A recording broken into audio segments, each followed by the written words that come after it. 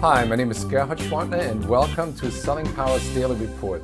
Today we have the privilege of speaking with Steve Martin, but not the wild and crazy guy, but Steve Martin, who is the author of this wonderful book, Heavy Hitter Sales Wisdom. What is a heavy hitter, Steve? A heavy hitter is someone who continually exceeds quota, not just makes it 1 year out of 5, but continually exceeds hitting quota and also enjoys himself in the process. What is a heavy hitter sales strategy? I have found that all heavy hitters have 3 specific characteristics in common.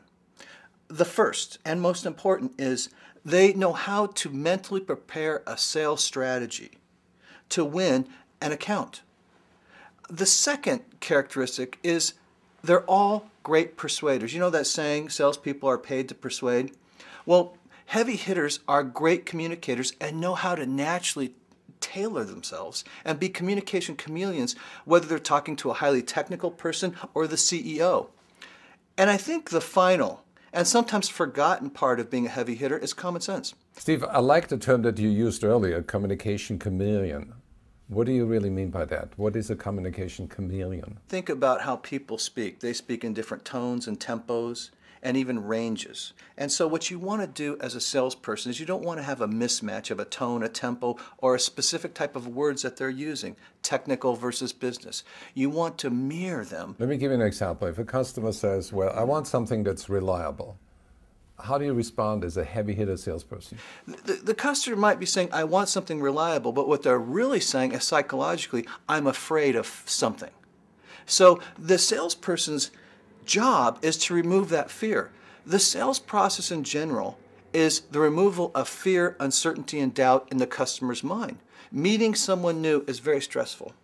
It's not only stressful for you as a salesperson, it's more stressful for the customer. And they have to decide between multiple salespeople selling products that are very similar. You've got to use rich words that truly connect with individuals, truly get to the psychological root of their fear, the psychological root of why they're buying something, to determine their needs. And neurolinguistics and understanding the psychological framework of communication is very important for all salespeople to master.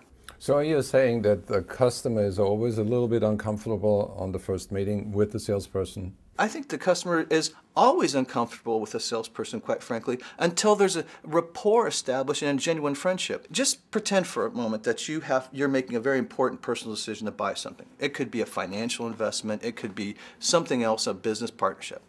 And you are going to meet with 3 or 5 different salespeople. The natural inclination of people is such that when you're meeting with 3 or 5 different people, you will naturally befriend one. You will naturally tell the truth to one, and all the others, you will actually, whether on purpose or inadvertently, lie to them. So a fundamental premise of all of my books is that the customer always lies. But this is not necessarily a negative thing. The customer will lie sometimes to protect your feelings. So when a salesperson is asking those hard closing questions like, will we win the business? The hard closing question like, what do I have to do to earn your business? All you're doing is putting the customer in a position to lie to you because you're making them feel uncomfortable. And the salesperson needs to discern whether they're dealing with liars or buyers. Absolutely. That's a great saying. All buyers are liars, and salespeople are paid to persuade. So in essence, we have to get beneath the surface level conversation and get to the heart and soul of selling, which is understanding what that person, their drives, and what they want to accomplish, not just with our product, but with the relationship.